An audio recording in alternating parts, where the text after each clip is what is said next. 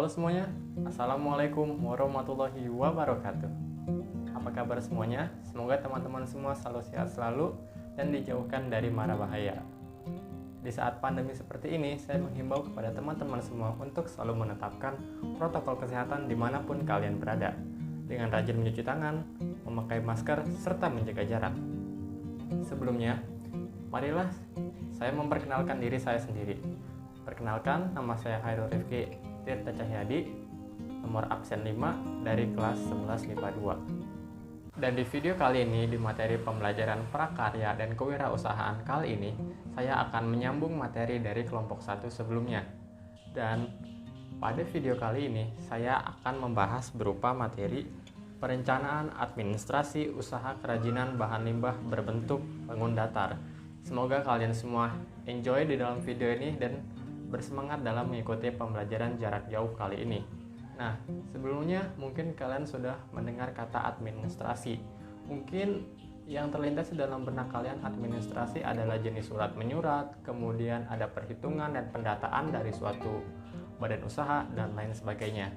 Nah, di dalam materi ini, apa sih yang dimaksud administrasi, apa saja jenisnya, dan bagaimana seorang wirausaha dalam menyusun administrasi suatu perusahaannya. Simak terus video ini ya.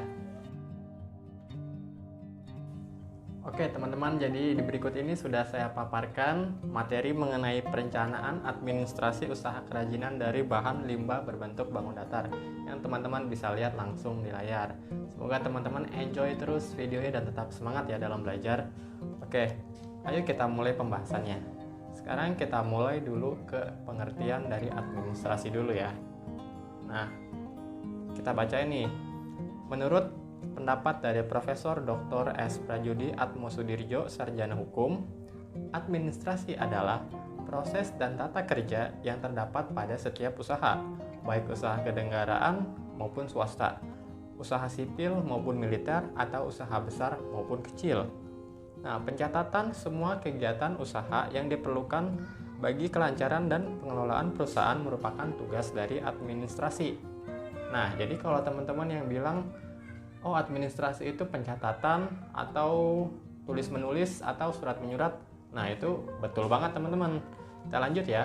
Tugas tersebut meliputi pencatatan data-data transaksi, bisnis, keuangan, produksi, persediaan produksi, dan lain-lain.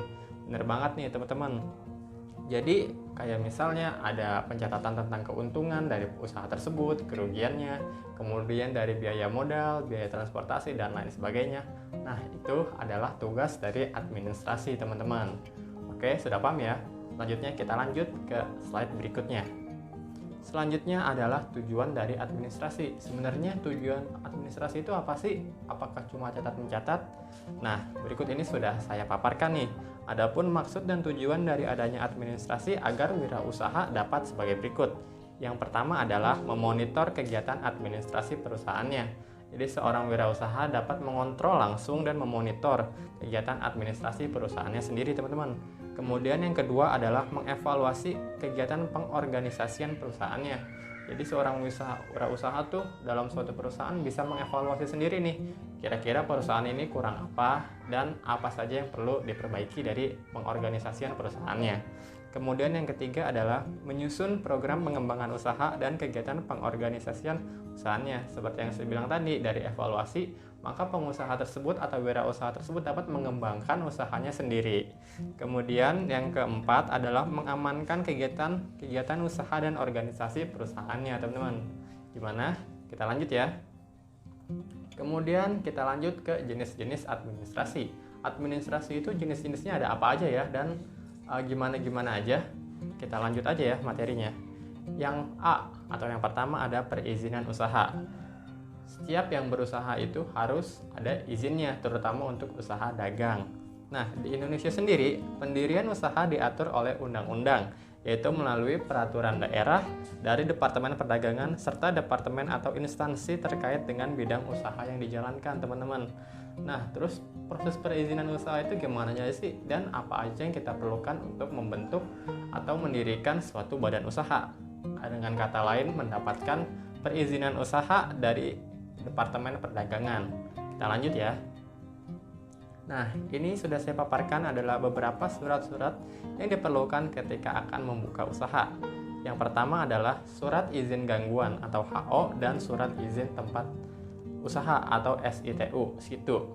Nah, manfaatnya apa sih dari situ dan HO? Nah, banyak banget manfaatnya teman-teman buat kalian yang ingin berwirausaha dan bagi juga para wirausahawan. Nah, manfaat yang pertama adalah mempermudah memperoleh surat izin usaha perdagangan.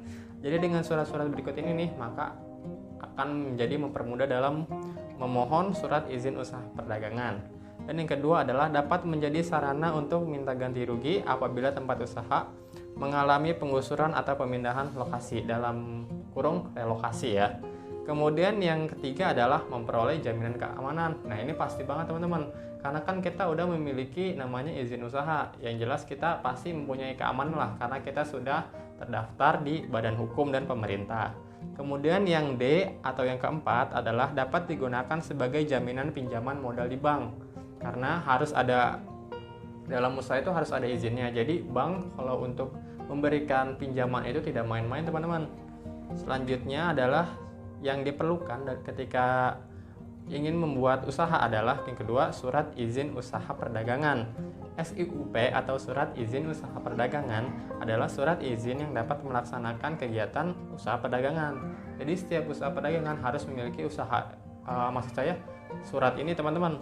Untuk memperoleh SIUP, perusahaan harus mengisi surat permohonan SIUP, yaitu berupa formulir permohonan izin yang diisi oleh perusahaan yang memuat data perusahaan untuk memperoleh surat izin usaha perdagangan kecil atau menengah atau besar teman-teman. Jadi begitu ya.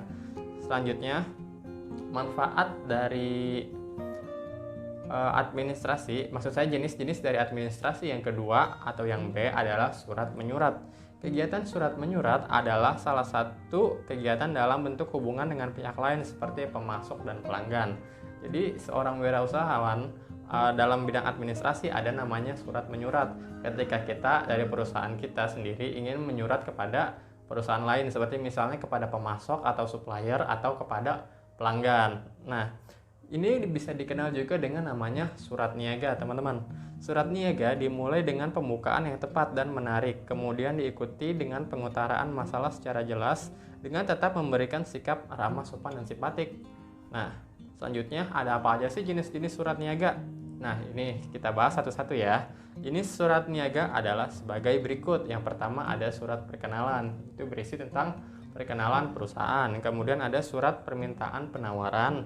Kemudian yang ketiga adalah surat penawaran. Yang keempat adalah surat pemesanan. Yang kelima adalah surat pemberitahuan pengiriman barang. Yang keenam ada surat pengaduan, dan ketujuh ada surat pengiriman pembayaran. Jadi ini ada contoh-contohnya saja ya teman-teman. Dan mungkin ini aja ya teman-teman yang bisa saya sampaikan. Mungkin kalau materinya kepotong, nanti bisa dijelaskan oleh teman saya di video berikutnya. Sekali lagi terima kasih buat teman-teman yang udah enjoy video ini, sudah menyaksikan dan tetap semangat untuk belajar. Saya ucapkan terima kasih dan wassalamualaikum warahmatullahi wabarakatuh. 1, 2, 3.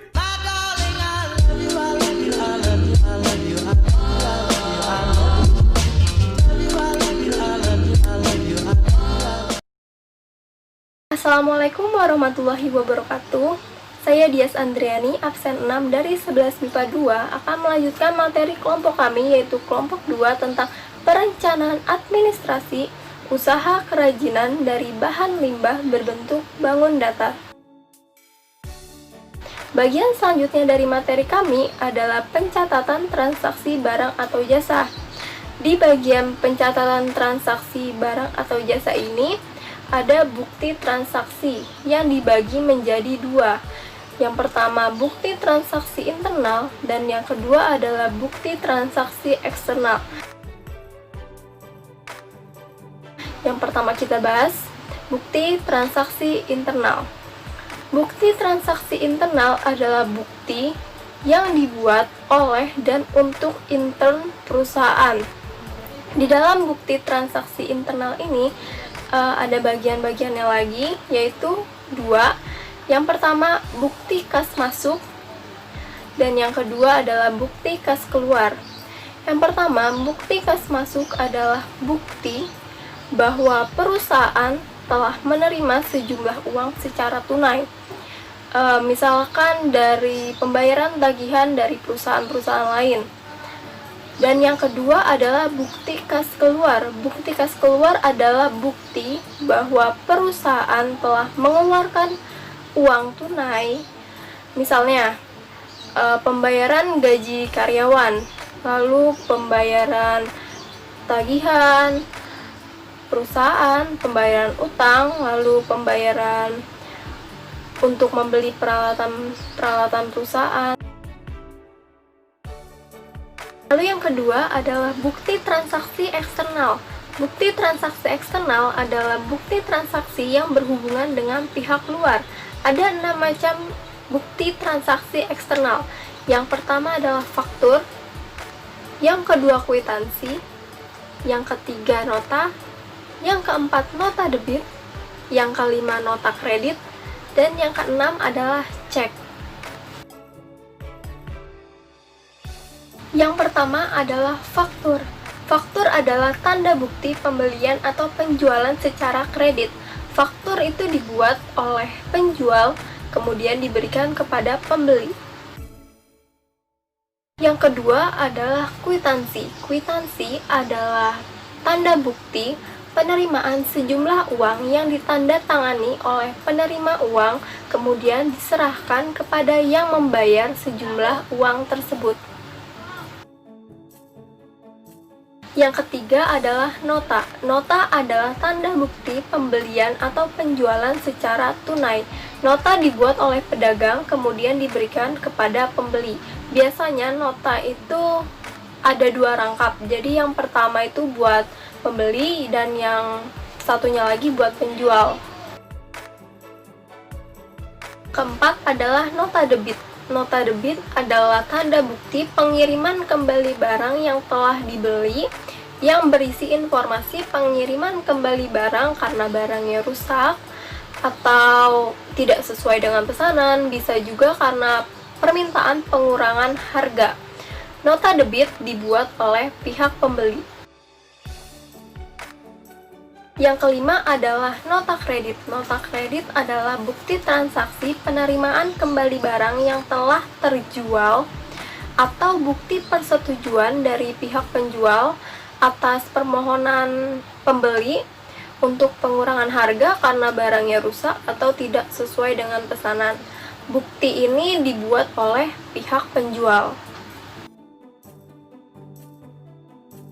Keenam adalah cek. Cek adalah surat perintah yang dibuat oleh pihak yang memiliki rekening di bank agar bank membayar sejumlah uang kepada pihak yang tercantum namanya di dalam cek tersebut. Bagian selanjutnya adalah pencatatan transaksi keuangan. Berdasarkan standar akuntansi keuangan tahun 2007, laporan keuangan terdiri dari 4 item. Yang pertama adalah laporan laba rugi, yang kedua adalah laporan perubahan modal, yang ketiga adalah neraca, dan yang keempat adalah laporan arus kas. Yang pertama adalah laporan laba rugi. Laporan laba rugi adalah laporan yang menunjukkan kemampuan perusahaan untuk menghasilkan keuntungan pada suatu periode akuntansi atau 1 tahun. Laporan laba rugi terdiri dari pendapatan dan beban usaha.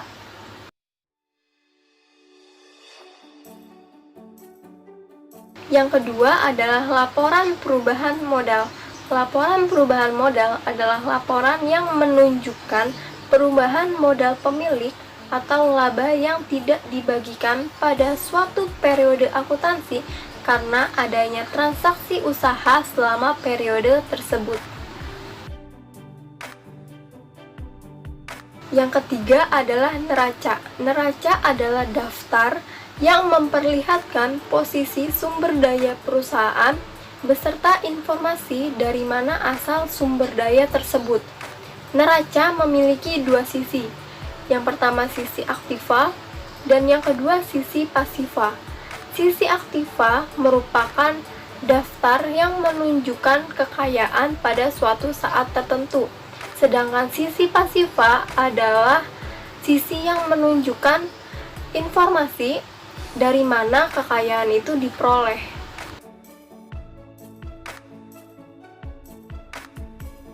Yang keempat adalah laporan arus kas. Laporan arus kas adalah laporan yang menunjukkan aliran uang itu diterima dan digunakan oleh perusahaan pada suatu periode akuntansi beserta sumber-sumbernya.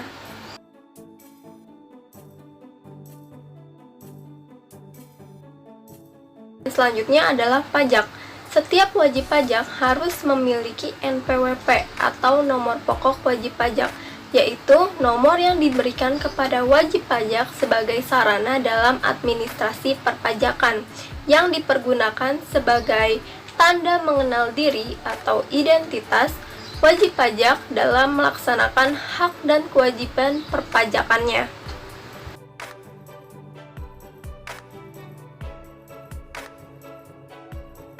Jadi, di dalam pencatatan transaksi barang atau jasa maupun pencatatan transaksi keuangan sama-sama memiliki manfaat. Di dalam pencatatan transaksi barang atau jasa ada bukti transaksi yang memiliki manfaat untuk mengurangi kemungkinan kesalahan dengan cara menyatakan transaksi dalam bentuk tulisan. Sedangkan pencatatan transaksi keuangan ada laporan. Laporan memiliki manfaat sebagai penyedia informasi tentang harta, posisi keuangan, maupun pendapatan. Sekian dari materi saya tentang pencatatan transaksi barang atau jasa dan pencatatan transaksi keuangan. Semoga dapat dipahami. Wassalamualaikum warahmatullahi wabarakatuh.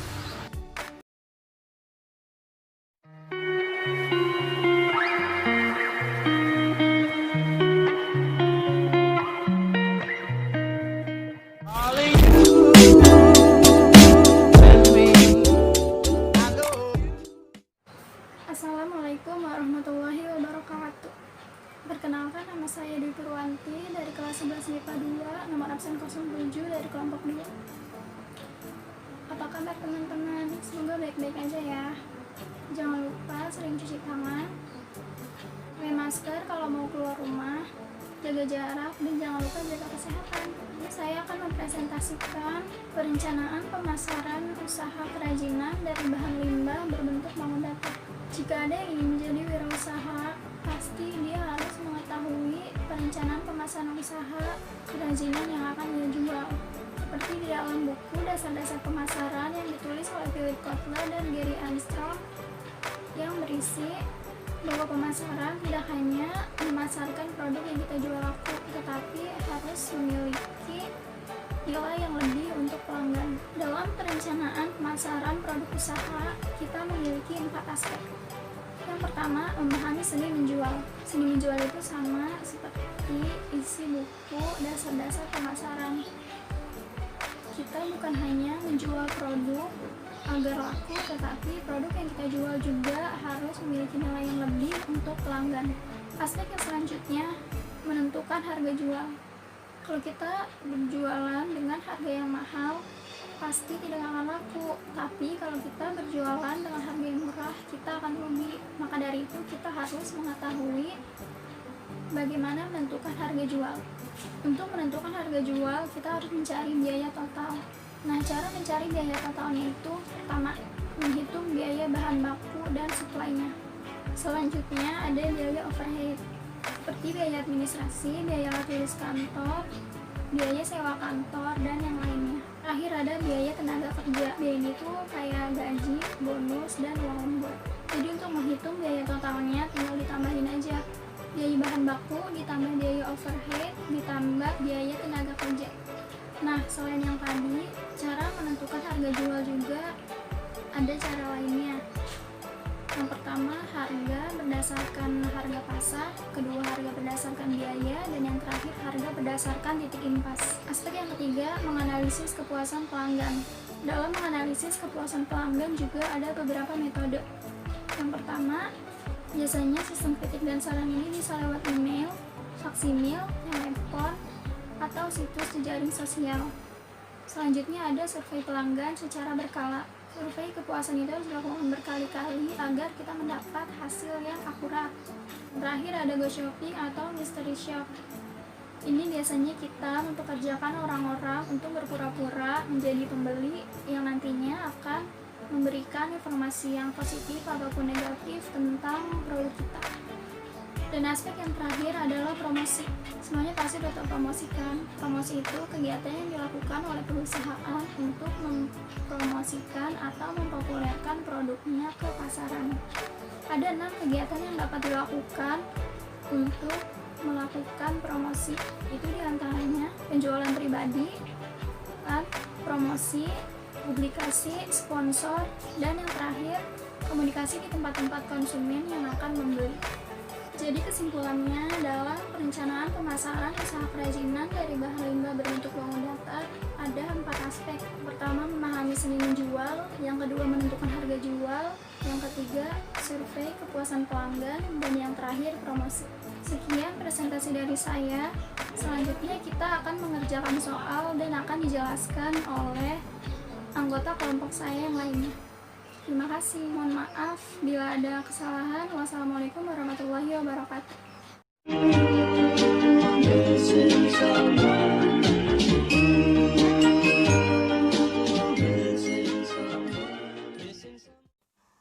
Assalamualaikum warahmatullahi wabarakatuh. Perkenalkan, nama saya Zulfikri Asmal dari kelompok 2 absen 8 dari kelas 11 MIPA 2. Pada kesempatan kali ini saya akan membahas dan mengerjakan soal pada buku paket prakarya halaman 19. Pertama-tama mari kita lihat instruksinya terlebih dahulu, yaitu kita diminta melakukan observasi dan wawancara. Kunjungilah salah satu usaha produk kerajinan dari bahan limbah berbentuk bangun datar yang ada di sekitar tempat tinggalmu. Lalu lakukan wawancara dengan pengusaha tersebut tentang ide dan peluang usaha yang telah dilakukan. 2. Lakukan wawancara tentang sumber daya yang dibutuhkan dalam usaha tersebut. Tanyakan tentang perencanaan administrasi usaha kerajinan tersebut. 4. Tanyakan tentang perencanaan pemasaran dari usaha kerajinan tersebut. 5. Diskusikan dengan kelompokmu dan presentasikan di kelas. 6. Buatlah laporan. Dan saya akan menampilkan format laporan yang harus kita buat. Berikut adalah lembar kerja yang akan kita isi, yaitu ada nama kelompok, nama anggota, dan kelas. Lalu di bagian sini ada tabel yang berisi beberapa poin, yaitu ada nama usaha, alamat, jenis produk, ide dan peluang usaha, sumber daya yang dibutuhkan, perencanaan administrasi usaha, dan perencanaan pemasaran. Sekarang saya akan mencoba mengisi lembar kerja tadi, yaitu yang pertama ada nama kelompok. Nama kelompok kalian isi sesuai dengan nama kelompok kalian masing-masing. Berhubungan saya berada di kelompok 2, saya menulis data di sini dengan kelompok 2. Lalu ada nama anggota yang kalian isi sesuai dengan nama anggota kelompok kalian masing-masing. Lalu ada kelas yang kalian isi sesuai kelas kalian.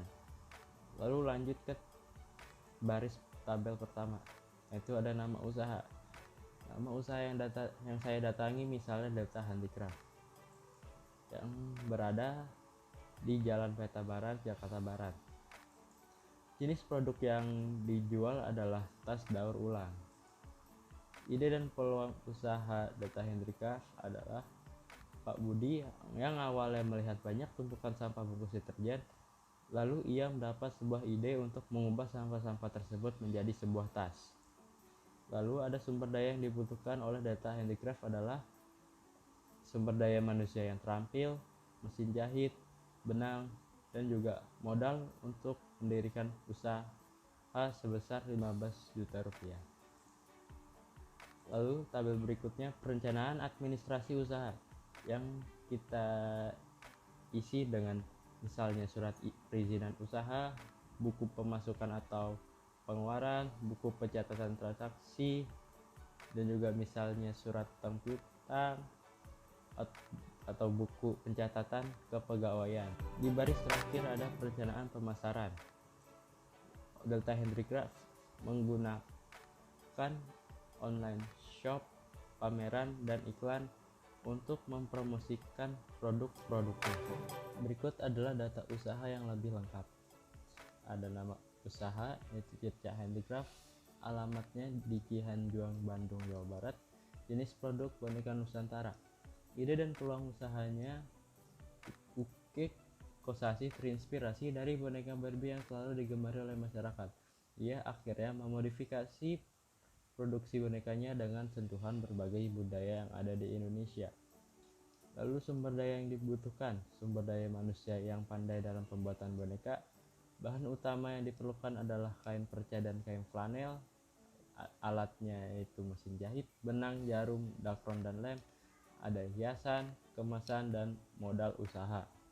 Lalu di perencanaan administrasi usaha ada buku pembelian, buku penjualan, surat-surat niaga, buku pencatatan alat dan kegiatan usaha, buku utang piutang, perizinan usaha, catatan kepegawaian, pencatatan transaksi keuangan, dan buku besar. Lalu terakhir perencanaan pemasaran dari Tirca Handicraft ada online shop, melalui publikasi, promosi, penjualan personal, dan juga pameran. Itulah pembahasan dari saya, kurang lebihnya mohon maaf. Wassalamualaikum warahmatullahi wabarakatuh.